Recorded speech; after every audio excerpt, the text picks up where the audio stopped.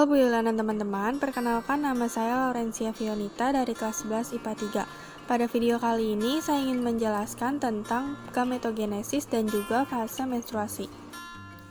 Proses reproduksi manusia diawali dengan pembentukan sel kelamin atau biasa kita sebut dengan gametogenesis. Gametogenesis sendiri meliputi pembentukan sel sperma atau yang biasa kita sebut dengan spermatogenesis pada pria dan juga pembentukan ovum atau yang biasa disebut dengan oogenesis pada wanita. Sekarang saya akan menjelaskan tentang spermatogenesis terlebih dahulu. Seperti yang kita tahu tadi, spermatogenesis adalah proses pembentukan sperma. Proses ini terjadi di organ kelamin pria yang disebut testis, tepatnya di tubulus seminiferus.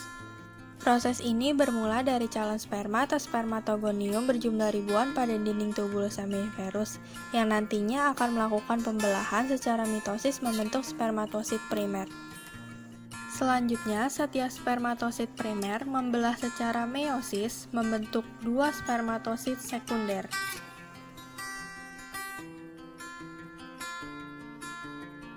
Dua spermatosit sekunder tersebut lalu mengalami pembelahan secara meiosis menjadi 4 spermatid.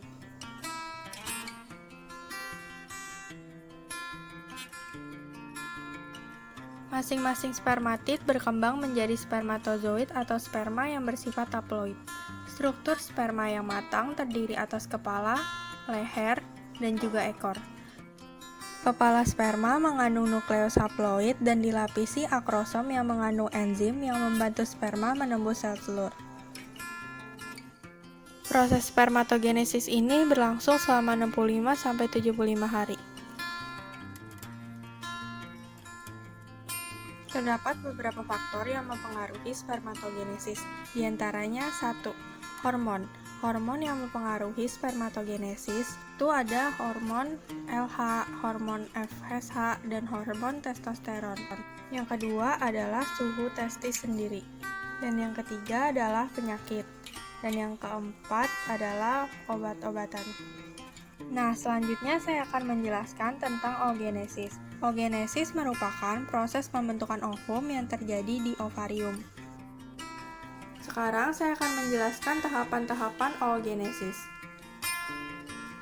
Pada awalnya, oogonium yang bersifat diploid akan membelah secara mitosis, lalu menghasilkan oosit primer yang juga bersifat diploid.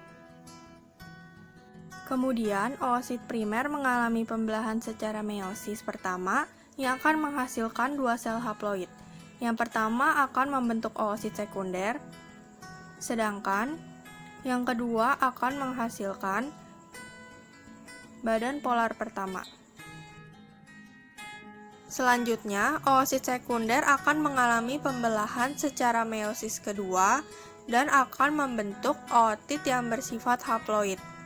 Selain membentuk ootit, oosit sekunder juga akan membentuk badan polar yang kedua. Sedangkan badan polar pertama akan membelah secara meiosis dan akan menghasilkan dua badan polar atau yang biasa kita kenal dengan polosit.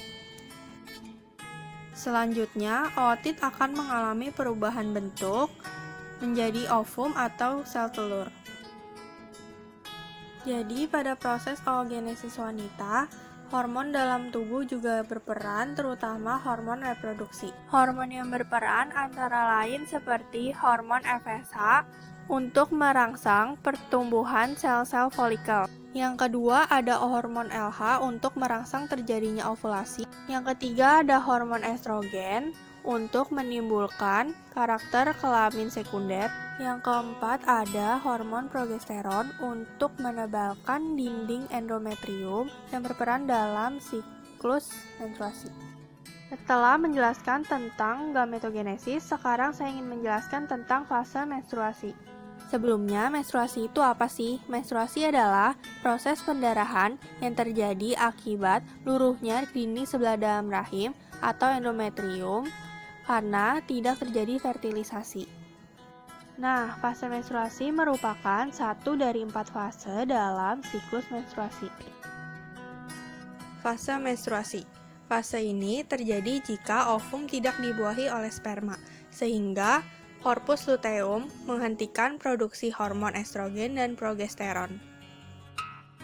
Turunnya kadar estrogen dan progesteron menyebabkan lepasnya ovum dari endometrium yang disertai dengan robek dan luruhnya endometrium sehingga terjadi pendarahan.